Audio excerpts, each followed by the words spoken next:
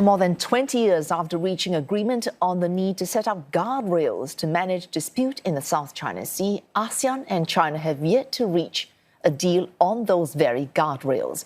But principal claimant in the South China Sea, the Philippines, feels it could make headway when it takes over as ASEAN chairman next year. 3 months in as Foreign Secretary Maria Teresa Lazaro on what foreign policy needs to achieve in her term. Let me go back to 2023, wherein the foreign ministers at that time have come up with a resolution that the Code of Conduct, ASEAN-China Code of Conduct, should finish at least 3 years, and that will be 2026. 2026 is the year of our chairship.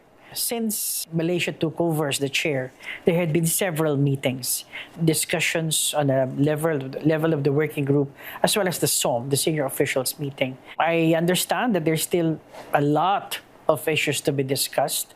However, it is our chairship, and we have not discussed this issue yet with the ASEAN member states, but we still have time.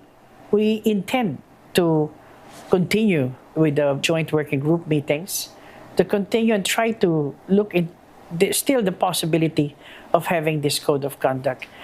Very, very superficially, you can look at continental ASEAN countries, maritime ASEAN countries, let alone the huge disparity in terms of economic output in each case, religious beliefs, ethnic makeup of each country. There's a lot of difference. Plus, there are different degrees of dependence on a very large trade partner like China.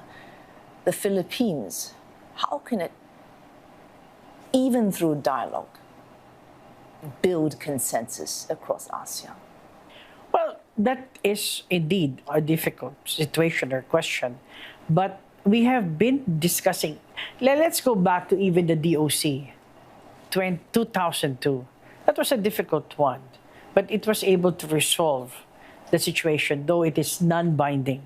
Now, of course, this makes it a little bit more different because it is the view of our view, it should be legally binding, and this is already a code of conduct.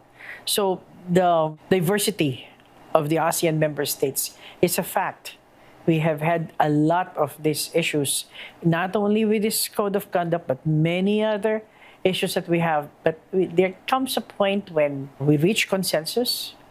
There comes a point when there is always the belief that there should be peace and security in this area. And all the ASEAN member states have been attending, have been contributing.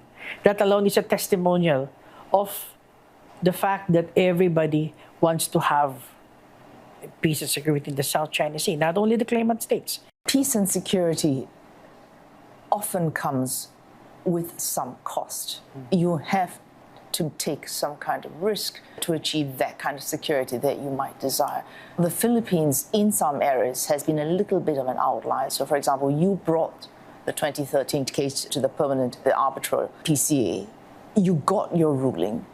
And ASEAN, to this date, has not even had a unified response to that 2016 ruling, the arbitral ruling, which was a legal victory for the Philippines and for other states which have territorial claims in South China Sea. That might have been something that they might have rallied around. You have not seen the kind of support and unity that you might have expected to see in a region that faces similar troubles.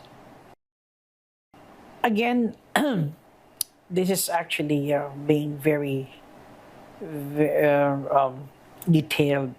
They may not be very vocal about their position on the arbitral award, but I can tell you that there are countries among the ASEAN member states that agrees and believes on this arbitral award of 2016, and even to a certain extent uses it in many of their bilateral discussions. Now, for purposes of argument, if you say that even ASEAN member states is not or does not really have the full support. Now, let me tell you that there are so many like-minded countries that has supported the arbitral award, has given a lot of emphasis on the value, on the importance of the 2016 arbitral award. It is being used in many other decisions, in many other fora. Whatever arrangements you might reach with other countries beyond the United States, they cannot and they do not amount to that kind of concrete security guarantee that you get in a mutual defense treaty from Washington. Yeah, it's true. But of course, there's only one treaty ally that we have, it's the United States. However, this status of visiting forces agreement enhances the suitability, the facility of our military in military exercises. At the same time, it's strengthening our military forces by having this equipment that can also be shared. It's really in protecting our national interests. We're zeroing in on that. Okay, the three pillars of your foreign policy. You mentioned national interests. Your first two priorities, I find considerable overlap, and maybe because I am not a legal scholar.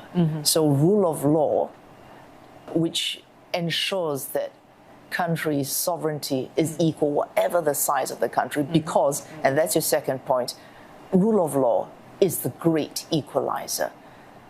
We have seen, and I don't even need to point to individual examples of where the rule of law is not observed and with impunity.